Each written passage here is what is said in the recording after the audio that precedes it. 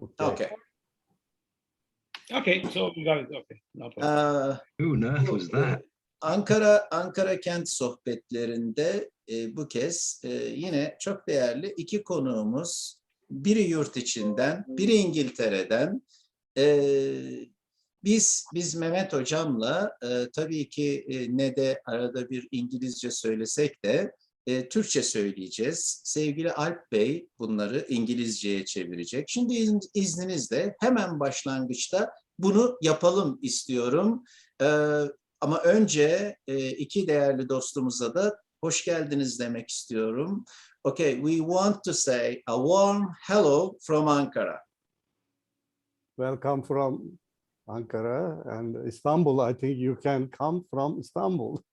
Yeah, actually. from Istanbul. Yes, Alp Bey. Ned, herkese burada bir arada buluşumuzdan dolayı bizler son derece memnunuz. Dear Ned, they wanted to have a kind of a warm welcome for you, and also they are accepted us from you from UK and me from Istanbul, and they are based in Ankara. So, what will be the opening speech for you related to Ankara and Atatürk actually? Hoş bulduk. Good to meet you, Tuncer and Necati and Alp. And please ask your questions. Yeah, as a matter of fact, I didn't ask this question. Alp Bey added that question. Aslında ben bu soruyu eklememiştim. Alp Bey ekledi. Şimdi hemen izninizle ben ekran paylaşımı yaparak başlatmak istiyorum. Sevgili Alp Bey harikasınız. Soruyu hemen sordunuz. Hem de Ankara sorusu sordunuz. Teşekkür ederiz. Ama izninizle şöyle başlatalım. Evet, biz bu sohbeti iki değerli konuğumuzla yapacağız. Biraz önce söylediğim gibi çevirilerimizi özellikle deşifre edebilme açısından, kolayca daha sonra deşifre edilebilmesi açısından sevgili Alp Bey yapacak. Ama başlamadan önce sohbete sevgili Alp Bey'in de ben kısaca bilgisini vermek istiyorum. Ağırlıklı olarak Ned Pamphilon'un sanatının da yer aldığı bir İstanbul 1881 isimli kuruluşları var. Eşiyle birlikte ortak. Lütfen Alp Bey düzeltin yanlışlık varsa. Doğrudur. Bir de ben onun yüreğindeki Atatürk sevgisini yansıttığı bir proje ve bu projeye de bağlı olarak ya da bu projeyi de içine alan bilgilerini içerdiği bir kitabının da olduğunu biliyorum. Umudun Yolu. Bundan sonra Ned'le devam edeceğimiz için Ned'in de anlaması açısından lütfen buraları da kendisine hemen çevirelim ve devam edelim sevgili Alp Bey. Sizi kutluyorum bu güzel çalışmalar için ayrıca. Teşekkür ederim, çok sağ olun. Ned, they mentioned about me actually, and also they told that Istanbul 1881 is the partnership with İnci, and also your artwork is, how can I say, presented highly over there. And you know, they also talk about the book Umudun Yolu, which, how can I say, sits here as the first edition. And you know, they wanted you to know about these speech details. Okay. Yeah. And now we can say an Arsenal fan. Net kıyafet olarak da Arsenal kıyafetiyle çıkıyor. Ben Arsenal'le başlamak istiyorum. Nedir bu Arsenal sevgisi sevgili Ned? Yeah, he wanted to start with the Arsenal love actually, and also what is the depth of the Arsenal love in you? Actually, he wants to ask the question like this. Oh, it's very simple. I'm not religious. I'm not an atheist, but I am a gooner. Ben açıkçası çok dini tatbik eden bir insan değilim. Ateist de değilim aynı zamanda. Ama sonuç itibariyle ben önemli bir topçuyum. Yani topçu demesi Arsenal'in bir topçusu olarak geçiyor açıkçası. Silah veyahut da baruthane olarak ne değerlendirebiliriz. Çünkü Arsenal dediğimiz kulüp bildiğiniz gibi topçuların kurmuş olduğu, İngiltere'de topçuların kurmuş olduğu bir kulüp. O yüzden de Arsenal taraftarı olmaktan büyük memnuniyet duyuyorum diyor. Evet, harika. Necati, I wanted to be a footballer when I was a little boy. That was all. Wow. Küçükken bir futbolcu olmak istediğini söylüyor aynı zamanda. Ne? And also, As many of our Turkish boys, I think. Pek çok Türk çocuğunun, Türk erkekli çocukların olduğu gibi sanıyorum. Ya, Bu şundan dolayı ben Arsenal'den girdim aslında. Biz Atatürk'le tanıyoruz Ned'i ama bir de Fenerbahçe ile ilgili resimlerinden dolayı aslında ben Arsenal'le girmek istedim. Yani biraz böyle sporla ilgisi var. Türkiye'de de biraz Fenerbahçe ile ilgisi var diye düşündük biz dışarıdan bakınca Alp Bey. Doğru mu acaba gözlemimiz? Ned, whenever they are looking from just outside, they understand, how can I say, your attention to Arsenal and also your enthusiasm to Arsenal. And also in Turkey, Fenerbahçe's paintings and also some kind of sports kind of paintings are, how can I say, well known. So do you have a kind of a common, interest in Fenerbahçe also, he asks. I don't know more than that. I mean, Alp supports Fenerbahçe, but I also I had the Beşiktaş football team put the Atatürk's eyes on their shirt. I've been to Galatasaray with Turkish friends. You know, I don't have a particular Turkish football club, but my favorite media coverage is the one of I think I sent it to Ned Chatty where it says Arsenal fan paints Fenerbahçe. That's my favorite newspaper clip. Gökhan's Milliyet newspaper, yeah, newspaper. You should put this on the screen. I sent it to you. I have it in my computer, but I don't know how to use Zoom and find a. But I like that media. One, because it mentions Arsenal. Two, it mentions Fenerbahçe. Number three, Ali Koç did tell me he is an Arsenal supporter after Fenerbahçe. He did tell me that Arsenal was his English team. But also in that media article, there's a photograph of me, and I'm sitting in, I'm painting on board Geddes, the battleship Geddes. Mm-hmm. So in that one newspaper article, you've got Arsenal, Fenerbahçe, and I'm on a Turkish battleship sitting between Koşumatu and Tokyo. So that newspaper article it makes me laugh. It gives me a lot of pleasure. Benim açıkçası Ned şunlardan birazcık bahsetti. Let me translate it, Ned, and I will give you the detail. Ned açıkçası biraz şunlardan bahsetti. Spor konusunda ve Arsenal konusunda bir taraftar olmanın yanı sıra tabii ki benim de, yani Alp Armutlu olarak benim de aynı zamanda Fenerbahçe'yi tuttuğumu söylüyor. Ve Fenerbahçe tablolarına duyduğu sevgi ve Fenerbahçe'yi iyi anlamasıyla alakalı konular da birazcık açıkçası bu noktadan çıkıyor. Az önce de sizin de göstermiş olduğunuz gibi Milliyet Gazetesi'nde Gökhan Karakaş'ın yayınlamış olduğu Arsenal ressamdan Fenerbahçe tablosu. Bu yazıyı ve aynı zamanda bu tabloyu bu haberi çok seviyor. Bu haberi sevmesinin en büyük nedenlerinden bir tanesi, çünkü burada hem Fenerbahçe tablosunu görebiliyorsunuz. Fenerbahçe 110 years, yani Fenerbahçe 110. yılı görebiliyoruz. Hem de aynı zamanda da Geddes fırkateyni içerisinde İngiliz ressamın Kushimoto ile Tokyo limanları arasında Ertuğrul Fırkateyn'in 125. yılı nedeniyle Türk Deniz Kuvvetleri'nin davet ettiği bir etkinlikte kendi sanatını Geddes Fırkateyni üzerinde uygulamasından dolayı da burada aynı zamanda mutluluğunu da dile getiriyor.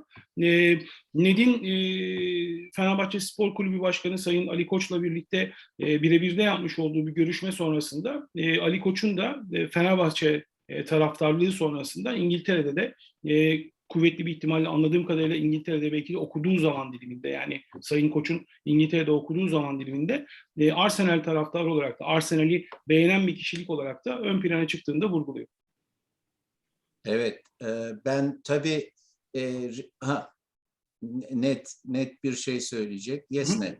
Yes, daha küçük detail. Football is so simple. You put the ball in the goal. That's it. And we make it so complicated. And it's a little bit like life.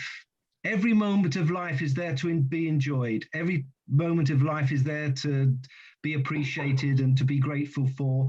And whether you think we are here because of God or Darwin or whatever reason, it's so precious and we're here, and all we have to do is make the best of it and enjoy it. And we make it so complicated. So in many ways, football is an analogy for life. And, you know, whether you're English or whether you're in Turkey, we make our everyday so complicated. And if we can try and remember to just keep some perspective on it. But certainly with football, I mean, look at football. You just put the ball in the goal. It's so simple. And yet these multi-millionaire football players covered in tattoos, all worried about these, you know, getting so angry and uptight with each other over a bag of air. It's, on the one hand, it's profoundly simple, and on the other hand, it's ridiculously complicated. So there's a little analogy with, for me, football is a fun thing. It's in, you know, whereas political beliefs or religious beliefs, etc., can become, I don't know, a little bit more argumentative and a little bit more complicated.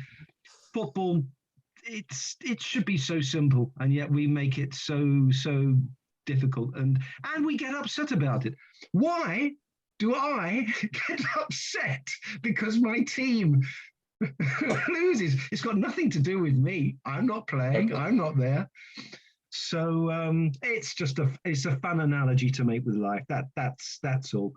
And also, I wore my Arsenal cap at Anıt Kabir, and also the Turks love football, men and women. They adore football. So it just gives a common denominator. Oh, Ned, you must be Fenerbahçe. Oh, Ned, you must be Beşiktaş. Oh, Ned, you must be, you know, Galatasaray. Burada şöyle bir tercüme yapmak gerekebilir. Ned'le alakalı, Ned'in söyledikleriyle alakalı. Futbol aslında son derece basit bir oyun ve bu basitliği de sonuçta gole attığınız, yani kaleye soktuğunuz topla alakalı. Ama bunu tabii biz futbol dünyasında o kadar fazla detaylandırıyor ve o kadar fazla büyütüyoruz ve o kadar fazla farklı komplikasyonlara doğru sokuyoruz ki bu sonuçta aslında biraz da hayatın özetini de anlatıyor. Hayatın özetini anlatırken de, yani hayatın özetiyle ilgili de hani baktığınızda da futbol sonuç itibariyle hayattaki gibi aslında zevk alabileceğimiz, aynı zamanda mutlu olabileceğimiz, aynı zamanda yaşam zevkiyle dolu olabileceğimiz anlarla dolu. Sonuçta bizim hani bunu gerçekleştiriyor olmamız lazım. Hayatın kendisi içerisinde de Darwin'den tutun farklı teoremlere kadar olması gereken ya da yaşanan ya da bilgi dağarcığımıza sıralanan çok fazlasıyla tecrübe var veya da işte bilgi var. Biz bütün bunları değerlendirirken de, gerçekleştirirken de aslında futbolun son derece basit olduğunu ve basitliğinin de bu şekilde ön plana çıktığında mutlaka söyleyebiliriz. Ned'in burada bir görüşüne ufakcık da olsa bir ilave yapabilirim daha önceki bildiklerimden. Ned aynı zamanda hem futbolun hem de sporun bütün dallarının birleştirici olduğuna da aynı zamanda dikkat ediyor. Yani sonuçta hani oturup futbol hakkında konuşmak, futbol hakkında görüş bildirmek, işte pozisyonlar hakkında bir takım şeyleri konuşmak, bir kulübün kültürü veya da çatısı altında bulunmak, bunlar sonuç itibariyle futbolun ve sporun özellikle birleştiriciliği noktasında da ön plana geliyor. Bunu da en azından ilave etmek gerekir diye düşünüyorum. Ned, I completed the translation, whatever you said. İlaveniz de çok değerliydi. Any additional thing from you? İlaveniz de çok değerliydi. Şiddetle bizim de zaten herhangi bir şekilde burada kulüplerle, futbolla böyle çok fazla o anlamda bir tartışma, konuşma zaten çok tercih ettiğimiz bir yol değil. Bir de çok kısa olarak İstanbul'da var, doğal olarak orada bir sürede kaldığı, yaşadığı için. Bir de resimlerinde İstanbul görüyoruz. Belki İstanbul, Ankara, Türkiye ile ilgili birkaç cümle söyler. Hemen bunu da geçeceğim. Ned, since you have Istanbul images in your paintings, perhaps you want to add some kind of sentences related to Istanbul, Ankara or Turkey.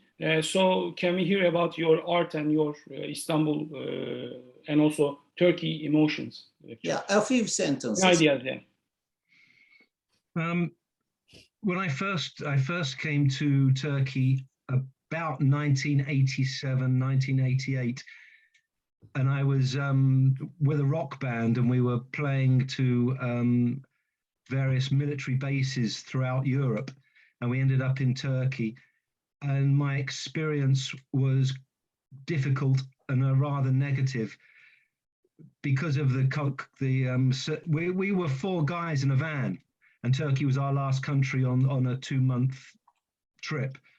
And so we were tired and exhausted, and Turkey was a very different place in 1987, 88. And it wasn't, to cut a long story short, I never thought I would go back to Turkey again. And then my a best friend was posted to work in Istanbul, and he called me up. And so I went out I returned to Turkey about 1994, 95. And it's very simple. He had an apartment on the Bosphorus in Baltiliman, and I completely changed my perspective of Turkey, and especially going onto the Bosphorus, that was quite incredible to have one continent on one side and another continent on the other side. And also in those days, this is before any Biennale, or there were very few art galleries in Istanbul at that time, and the art scene in Turkey was, I would say, minimal. I mean, in terms of contemporary global profile, obviously you had a rich, your own rich historic history in terms of culture and art, but it wasn't really known about. In terms of, I mean, in England we had things like the Brit art movement and the Damien Hirsts and the Tracy Emins, or there was the Picassos and the Van Goghs. There wasn't really this associated with Turkey. Anyway, to cut a long story short, I rather arrogantly decided that I would help Turkey and promote you to the rest of the world using my paintings and my images. And it was really that. And I'd been in Malaysia 6 months before that, and I'd had a successful time in Malaysia and Kuala Lumpur. But at least in Turkey, you have the 4 seasons as we have in England. In fact, in Turkey, and you have guaranteed sunshine and you have guaranteed snow. It's quite extraordinary. And I just decided, well, this was, and also because of that whole cliche where East meets West, I thought this was so interesting. And how could I be so ignorant about this country? I'd never heard of, I never really knew much about Turkey. I'd certainly never heard of Atatürk, who created the Turkish nation state nearly 100 years ago. And that's why I started painting it. And whether it's colorful or vibrant, or however you see my paintings today, or whatever emotion you perceive in the paintings, it wasn't really a deliberate intention. I just painted, and what I painted is what you see. So I think I mentioned to you before in an email, Nechati, or I've said to Alp, to actually talk about paintings and to talk about the art, I'm not terribly comfortable doing, because I mean, what can you say? If there it is, have a look at it. And then the eyes that you have on the screen at the moment, certainly on my screen, I painted my first Atatürk, I think in 1990, I think 97. And only because I set myself a task of 50 paintings for an exhibition. And I decided, well, everyone seems to have this Atatürk on their walls, so I think I'll paint an Atatürk.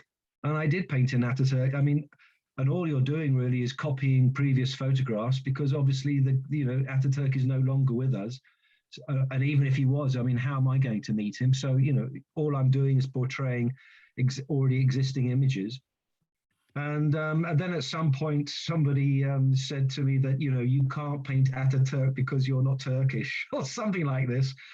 And, so I took that as a I mean, that's a bit like saying to you, Nejati, you can't paint Churchill because you're not English. I mean, it's just, what a ridiculous thing to do.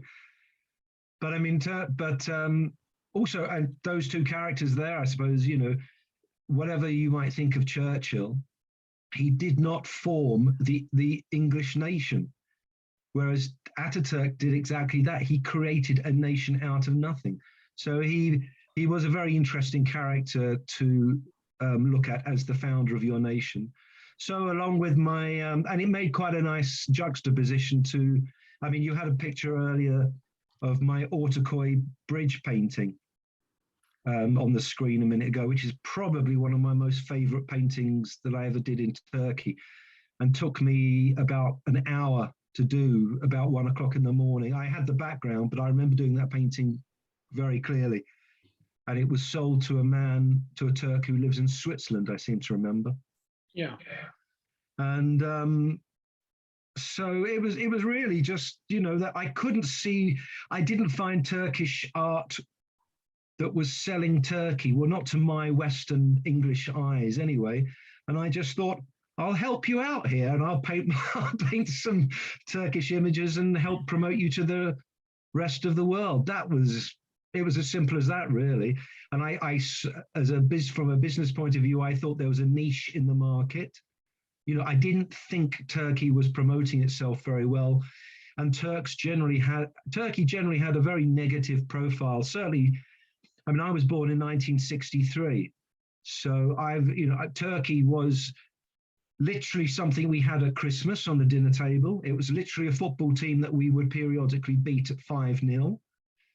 So your football team were rubbish. Your international profile was rubbish. The image of the Turk wasn't particularly positive, and we'd never heard of Atatürk. So there was an awful lot to paint and an awful lot to promote. And if my initial reaction of Turkey was negative, and then I changed my mind and I suddenly saw this incredible potential, history, culture, Turkey must have one of the most important geopolitical locations in the world. I mean, we have programs over here where they're looking at property and the girl on the TV goes, location, location, location. Well, that's Turkey. Location, location, location. And you've had to deal with, you know, you're dealing with doing business with the Christian world or the Islamic world, you know. So when you go to the Grand Bazaar, you know, the 500-year-old market in Sultanahmet, this typifies the Turk. The Turk trades and the Turk deals. So whereas a Turk might, for example, today deal with the United Nations, which I want nothing to do with, a Turk might work with the United Nations because the Turk sees it through different eyes to mine. Because the Turk knows he has to deal with Iran or Greece or America or China, and because the Turk has been in this area, I mean, you could say this about the Ottoman Istanbul as well. You could say this about the Ottomans. Because of that location, they have had to deal and trade and have a relationship with different ideologies and different cultures, left, right, top, bottom, you know, all around them, because Turkey almost appears to be in the middle of the global world today. Certainly when you look at a map, and obviously a map is designed, or we see maps, I mean, Turkey is not the center of the world, but when you see a map, it looks as if it is. I've got a little map here that's only Europe, but Turkey's strategic position is. I hope dear Alp can translate everything. Good luck.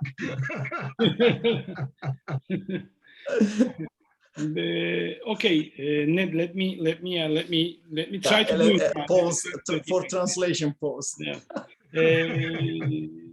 Şimdi 1987 yılında ilk kez Türkiye'ye geldim ve Türkiye'ye geldiğimde de 4 kişi bir kapalı kasa, bir karavan ya da işte diyelim ki bir trakla birlikte geldiğimde sonuçta gördüğüm manzara inanılmazdı. Türkiye'nin hani 1987'deki hali gerçekten anlatıldığı gibiydi. Yani sonuçta özellikle hani Türkiye'nin imajını da düşündüğünüz zaman son derece hani basit bir sanat alanı ya da sanat pazarı gelişmemiş ve sonuçta hani belki eğlenebileceğiniz ve iyi ilişkiler kurabileceğiniz insanlar vardı, doğru. Ama sonuçta sanat yoktu ve aynı zamanda sanat yatırımı yoktu. Bir bienal gerçekleştirilmiyordu ya da benzer şeyler yapılmıyordu. Bunlar da yapılmadığı için açıkçası Türkiye'de bir sanat pazarını oluşturan bir nokta yoktu. Daha sonra Türkiye'de Balta Limanı'nda kalmaya geldiğinde, yani arkadaşı burada önemli bir pozisyona geldikten sonra onun evinde buraya kalmaya geldiğinde açıkçası o zaman sonuçta Ned'in Türkiye'ye karşı duyduğu ilgi yine fazlasıyla artıyor. Çünkü hem İstanbul'u, İstanbul'un boğazını, İstanbul'un etrafını, İstanbul'un işte simitçisini, gazozcusunu, ayakkabıcısını bulma şansına sahip oluyor. Bunlarla tanışıyor. Bir Ve daha özellikle gelmem derken evet, bir birden daha tekrar aynen öyle. Yani 1987'de bu insan sonuçta ben bir daha gelmem, Türkiye'de ne işim var derken tekrar yine Türkiye'ye gelip de Türkiye'de bir takım hani sanat çevrelerinin yakınında ama yine sonuçta hani baktığınızda hani bugün İngiltere'de bulunduğu gibi İngiltere'deki sanat hareketini oluşturan Damien Hirst gibi ya da işte farklı, en azından Picasso gibi, Van Gogh gibi sanatçıların eserlerinin yer almış olduğu sanat çalışmalarına yakın bir çalışma olmadığı için de buradaki sanat çalışmalarının çok başında böyle pozitif bir noktada başlayabileceğini ve bu rasyoya sahip olabileceğini düşünmüyor. Ama tabii Türkiye'ye de gelince de açıkçası özellikle de İstanbul'da, İstanbul'un içinde ne buluyorsunuz dediğinizde ya da işte İstanbul size neyi hayal ettiriyor dediğinizde de İstanbul onun boyadığı gibi karşımıza çıkıyor. Yani İstanbul orada sonuçta ülkeyi ve East meets West, yani Doğu ile Batı'nın bir kucaklaşma noktası olarak gördüğünde ve Doğu ile Batı'nın bu kucaklaşma noktası sonuç itibariyle Ned'in sanatının da gelişimini sağlayabilecek şekilde ilgi gösteren bir noktada ortaya çıkıyor. Ve daha sonrasında da Kapalı Çarşı'da 1997 yılında gerçekleştirdiği 50 eserin yer aldığı, özellikle de Atatürk'ün ana karakter olarak bulunduğu Kapalı Çarşı sergisi ve Kapalı Çarşı sergisinde Atatürk'ü zaten her ziyaret ettiğim devlet kurumunda ya da özel sektörde Atatürk'ün resimleri var. Ben de Atatürk'ün resimlerini yaparak buna katkı sağlamak istiyorum şeklindeki bakış açısı, İstanbul'u tuvale taşıyor olması sonuçta son derece önemli noktalardan bir tanesi olarak da ön plana çıkıyor. Bu zaten bizim hani hep bildiğimiz, hani yaşadığımız noktalardan da bir tanesi diye düşünüyoruz. Türkiye hakkında da eğer 500 yıllık Kapalı Çarşı'ya giderseniz 500 yıllık Kapalı Çarşı'nın içerisinde Türk insanının da ticarette söz sahibi olduğunu, ticaret yapar vaziyette de kendisini gösterdiğini, kendisini ön plana çıkarttığını da bizim hepimizin görme şansına sahibiz. Ama bunun yanında, yani bütün bu işlemin, bütün bu faaliyetin yanında da özellikle Türkiye'nin bugün var olan mevcut konjonktürdeki lokasyonunun bulunduğu alanın ve bulunduğu alanın çevresinin etkisinin çok fazlasıyla ön plana çıktığını da özellikle Ned burada hem belirtiyor hem de bunu dile getiriyor. İngiltere'de diyor özellikle ev konusunda diyor bir tanıtım yaptıklarında ya da bir faaliyetin içerisine diyor girdiklerinde mutlaka işte lokasyon olarak söylüyorlar. Aynı şey bugün Türkiye dünya haritasına baktığınızda dünya haritasının ortasına neredeyse denk gelen Türkiye'nin de sonuç itibariyle lokasyonunun medeniyetlerin beşiği olması açısından ve Doğu ile Batı'nın birleşme noktası olması açısından da ne kadar önemli olduğunu da ön plana da çıkartıyor. Bunu da açıkçası söylüyor. Ned Türkiye'nin tanıtımı için bir elçi olarak bugüne kadar çalıştı. Özellikle İstanbul'u taşıdığında, İstanbul'u kendine doğru aldığında ve İstanbul'u bu şekilde her türlü noktasında gerçekleştirdiğinde çok net bir şekilde İstanbul'u seven bir insan olarak ön plana çıktı. Bu da tabii ki son derece hepimize ilgi veren, ilgi uyandıran bir çalışma bütünü olarak bizlere karşımıza çıkmış vaziyette. Evet, şu anda sizin de görsellerinizden hem Göbekli Tepe hem de az önce Atatürk de geçti. Aynı zamanda da yeni bir Rönesans doğabilir şeklinde yapmış olduğu haberler var. Onlar da tabii ki hani son derece önemli olarak burada kalıyor. Şimdi biz zaten bu Türkiye'ye yakınlığından dolayı Mehmet Hocam'la birlikte Ankara merkezli yaptığımız bu programda bir teşekkür mahiyetinde de bir arada olmak istedik. belki önümüzdeki yılda pandeminin de izin vermesi durumunda umuyoruz Ankara'ya davetler de söz konusu olabilir. Dolayısıyla daha fazla da zaman almadan şimdi hem böyle bir Türkiye ile ilgili tavla geçmiş ama acaba bu diğer unsurlar da onda bir şey bıraktı mı? Bizim başka Türk kahvesi ya da bu çayımız falan gibi. Kebaplar ne oldu, kebaplar? Kebap falan da var. Bir de kendi sayfası da var. Ondan da söz etmesini isteyerek ikisi Türkiye ve ardından tabii ki bugün yaptıkları bu kendi sayfası. Bunlarla kapatabiliriz. Bu şekilde bir Since they want to control the time, they also wanted to know about your intentions related to Turkey, and also what has Turkey left behind you or into your memories? Is it just a tavla or some kind of kebabs or Turkish? Only tavla. Turkish or Turkish coffee. So they also wanted to know about these details, and also some information related to your also website.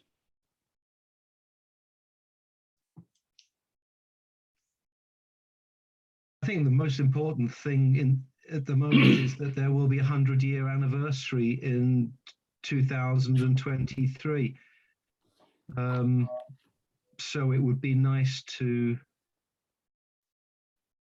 I'd quite like to paint an Atatürk eyes with a time-lapse video for 223, and I'd also be interested in painting a historical painting depicting something of the history of Turkey to commemorate that 100-year anniversary. Alp Bey didn't maybe talk about, maybe he forgot our invitation to Ankara maybe after pandemic, COVID. Alp Bey, izninizle onu da söyleyeyim. Estağfurullah.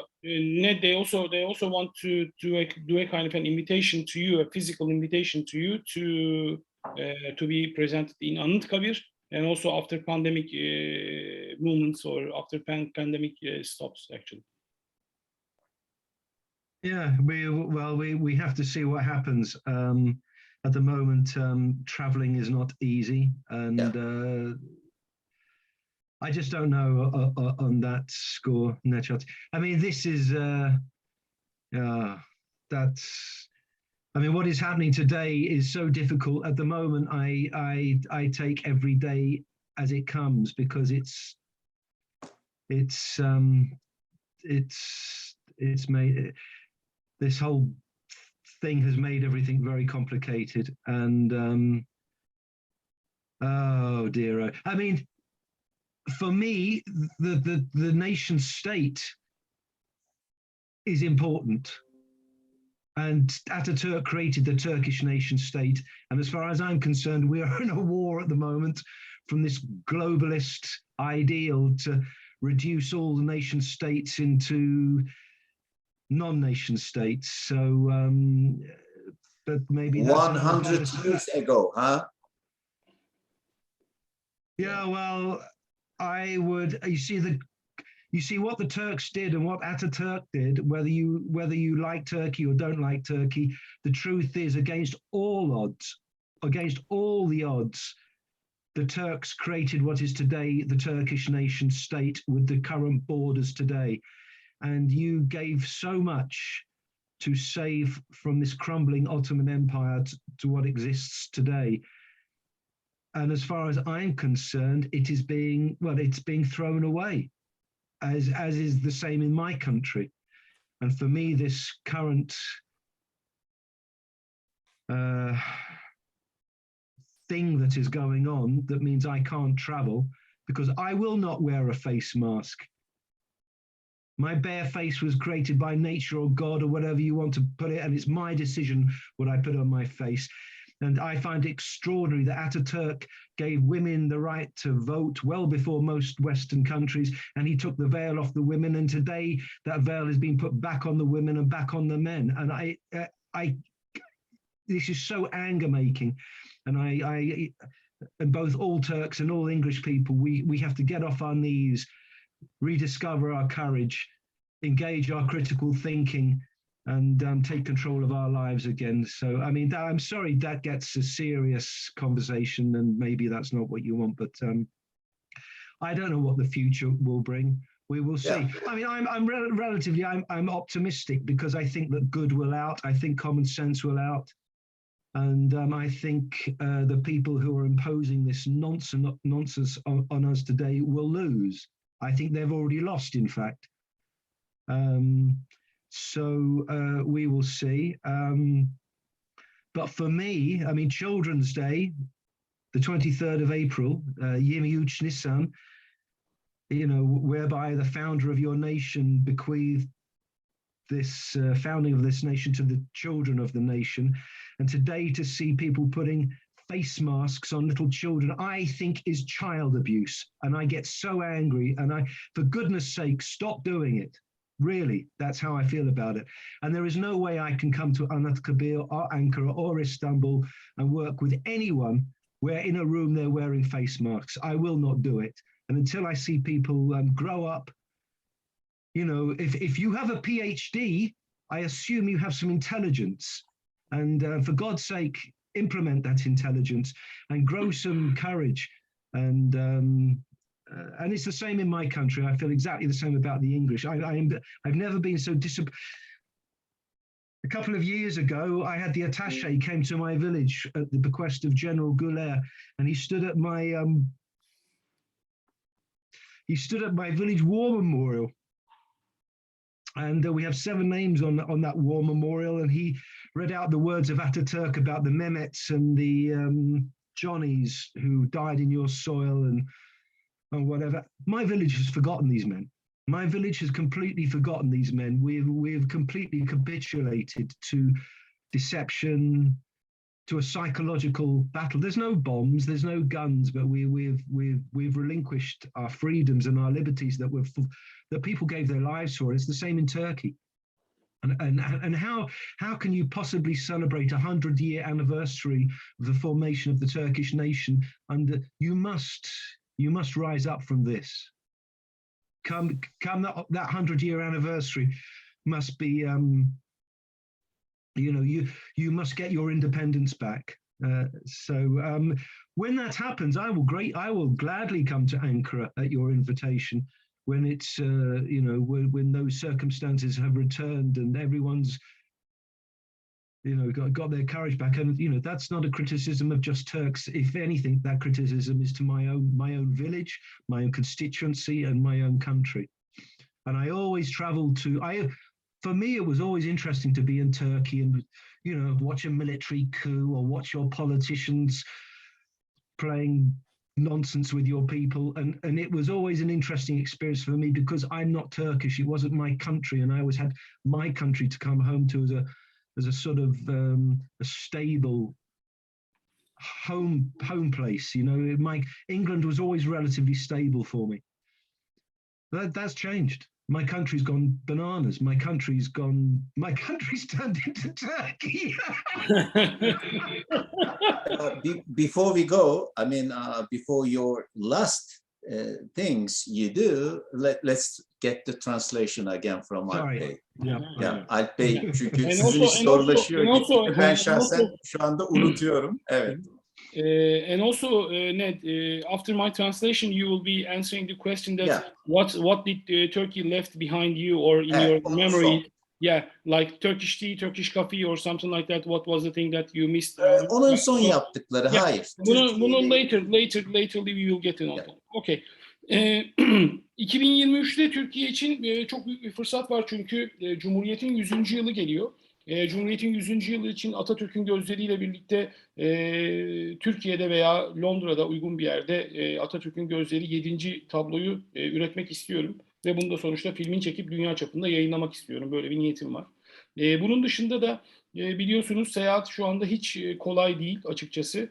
Maske takılmasına ve maskeyle birlikte hareket edilmesine ve maskeyle birlikte özellikle pandeminin insanlığa karşı bir saldırı olduğunu düşünüyor Ned Pamphilon. Yani böyle bir açıkçası noktası var. Özellikle çocuklara maske takılmasının da çocuk haklarına ihlal olduğunu söylüyor. Çünkü böyle bir pandemi içerisinde çok fazla pandemiye inanmıyor. Bunun sonuçta planlı bir saldırı olarak insanlığa doğru gerçekleşen bir çalışma olduğunu düşüyor açıkçası. Pandemi sonrasında da her yaşadığı yeni günü geldiği gibi kabul ettiğini söylüyor sonuçta. Çok fazla ileriye doğru dönük plan yapmıyor ama sadece önemli planlarından bir tanesi 2023 yılında sonuçta Atatürk'ün gözlerini boyayabilmek. Hani böyle bir şey var açıkçası. Çok Cumhuriyeti kuran Mustafa Kemal Atatürk'ün de özellikle ulus devleti oluşturmak ve ulus devletin korunması için ne çok fazla fedakarlık yaptığını ve bunu nasıl bir şekilde uyguladığını ve aslında dünya çapında da hedef olan her türlü şeyinde ulus devletler olduğunu söylüyor. İngiltere'nin şu anda artık ulus devlet olmadığını ve İngiltere'deki anlayışların eski Türkiye'ye doğru döndüğünü özellikle söylüyor. Yani bunu özellikle söyledi. 23 Nisan önümüzde, diyelim ki 23 Nisan'da bir etkinlik yapacak olsa dahi bu etkinlik esnasında maskeli bir odada asla bulunmayacağını, asla yaptığı etkinlikte çocuklara herhangi bir maske takılmayacağını ve sonuçta çocukların kendi ümmin sistemleriyle birlikte ve insanların da sonuçta Allah'ın yarattığı derisiyle ve bütün vücuduyla birlikte korunabileceğini de çok net bir şekilde ön plana çıkartıp bunu da koyuyor açıkçası. Bu da önemli detaylardan bir tanesi. Yes, Ned, what do you remember related to Turkey, or what are the things that you remember? I think ayran and köfte. Yeah. Oh, I remember and I remember the kufti van. When I first came to Turkey, we used to get kufti alongside the Bosphorus. Bala kaymak. I always enjoy, I used to have bala kaymak in the what's the little cafe, Bambi Cafe. I remember watching the first goal Turkey ever scored in the World Cup. I was sitting at the Bosphorus University, the they have a bar there for my girlfriend at the time was a member of an ex-member of Bosphorus University, so we watched the football there. But that was thing. But I'll tell you, all right, I'll tell you one thing I remember. Nejati, I don't know whether you can keep this because this is illegal. One day I went to see Arsenal play Manchester United at the North Shield pub, and I went with my Turkish girlfriend, and her girlfriend turned up with a Turkish boyfriend. And unfortunately that night Arsenal lost, as Ryan Giggs scored one of the most incredible goals, and Arsenal lost. However, we sat there after the game, and the Turkish boyfriend of my girlfriend's girlfriend, he was a pilot. And I said to him, "Oh, you're a pilot." I said, "I've never flown a plane before." Which, I mean, how many you've never? I don't mean fly in a plane. I mean literally fly a plane. I said, "I've never flown a plane before," and he said to me, "Oh, Ned, would you like to fly a plane?" I said, "Sure, why not?" He said, "Meet me tomorrow at the airport, and you can fly a plane." So I did. I went and met him at the following day at the airport, and it was a little two-seater plane. And you know, like when you're having a driving lesson and the driving instructor is managing the gears and the steering wheel, but you can drive the car. So we sat in this little two-seater plane. I think it had two seats in the back, but it was only two seats. And we took off from the airport, and I took off, and he was managing the car. You know, he said, turn the accelerator. And I thought, this is crazy. Necati, I would never do this today. So we're flying over Istanbul. And do you remember Ali Koç used to have a huge Zeppelin with an Atatürk on the side? yeah. Do you remember? And this Zeppelin used to fly around Istanbul. It was fantastic. Well, we flew over the Zeppelin. It was moored in some green fields just outside Istanbul. And then we flew down the Bosphorus. And we were you flew it. Well, I mean, it was like a learner in a car, but I mean, and we were going down the Bosphorus, and he said, and there was the Bosphorus Bridge. this is so İnanılmaz crazy. bir Türkiye hatırası. Jesse, Unbelievable. Dinle. He said to me, "Do you want to fly under the bridge?" And I went like this with my finger. The bridge looked from the bottom of the bridge to the sea looked about this height. And I thought the plane must be this height. So I thought, maybe we can do this. We flew under the Bosphorus Bridge in this plane. I don't think you should be doing this. And that's a memory I will always have, to fly underneath the Bosphorus Bridge in an aeroplane.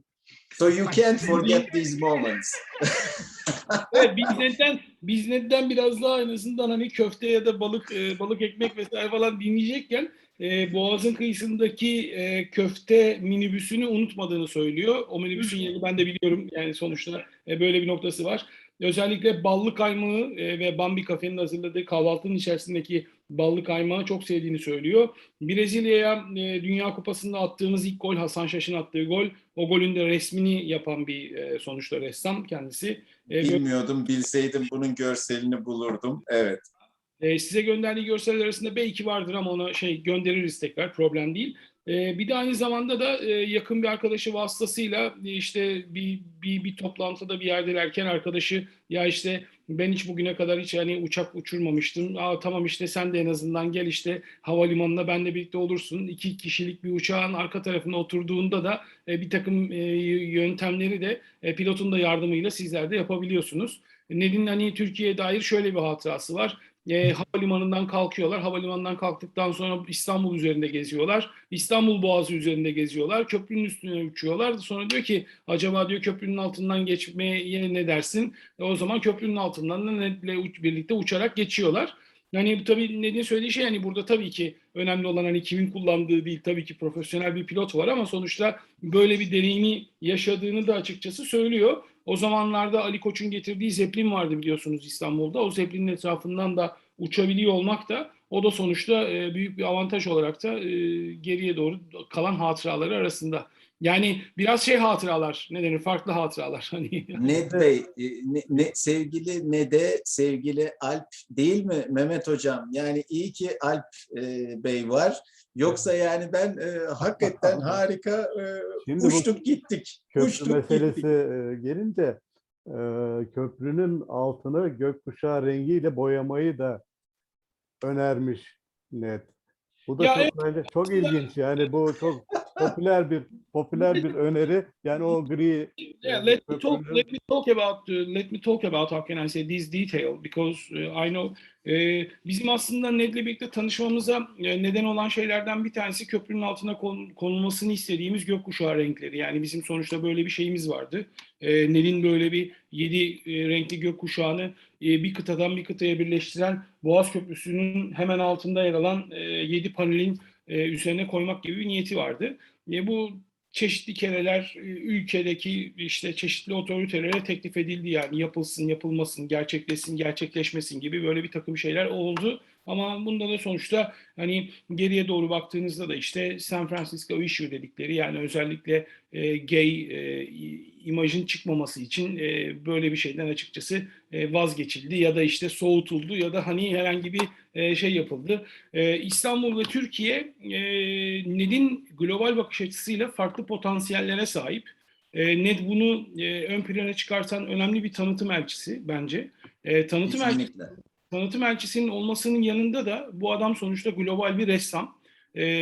Biz şu anda hani benim bunu burada söylemekte bir sakıncam yok. Biz şu anda Barcelona Futbol Kulübü ile birlikte ortak bir projede, bir NFT dijital projede yer almak için sonuçta ortak çalışma yapıyoruz. Fenerbahçe Spor Kulübü ile çalışıyoruz. Galatasaray'la çalışmaya başlıyoruz. Beşiktaş'la da ortak belki bir şeyler yapma durumumuz var. Ned'in Türkiye'deki işbirliği içerisinde bulunduğu insanlar işte Genelkurmay Başkanlığı, Milli Savunma Bakanlığı, Anıtkabir Komutanlığı gibi ülkenin de güvenliğinin çok yüksek olduğu insanlar. Ben Ned'in projelerine bir Türk vatandaşı olarak inanıyorum ve destek veriyorum. Ve bir Türk vatandaşı olarak da Atatürk'ü daha fazla araştırdıkça ve inceledikçe, özellikle benim 10.000 kilometre Atatürk ve arkadaşlarının izinde yaptığım Nutuk Yıldızı gösterisinin hazırlayacağımız zaman dilimi içerisindeki kendi aldığım sahadaki eğitimlerle birlikte, Nutuk ve sahadaki eğitimlerle birlikte Mustafa Kemal ve arkadaşlarının yaşadığı Türkiye'nin bambaşka, bizim yaşadığımız Türkiye'nin de bambaşka olduğunu düşünüyorum. Bunu da çok net ortaya da koymak gerekir diye düşünüyorum. Ned de bambaşka Atatürk Türkiye'sinin bence ressamı. Yani Ned Pamphilon, zannetmeyin ki bu dönemin ressamı. Bence Ned Pamphilon Atatürk döneminin ressamı. Yani ben öyle görüyorum açıkçası. O yüzden de ona da teşekkür ediyorum. Ona sonunda teşekkür zaten ayrıca edeceğiz. Şimdi lütfen Alp Bey, Ned ne isterse, sorumuz yok. Kapanış cümleleri onun. Siz ve ondan kapanış istiyoruz. Ned, you have the closing sentences actually. You can easily talk whatever you want. They want to have your closing or goodbye sentences. Kahvaltı yapacağım. Tamam, güzel.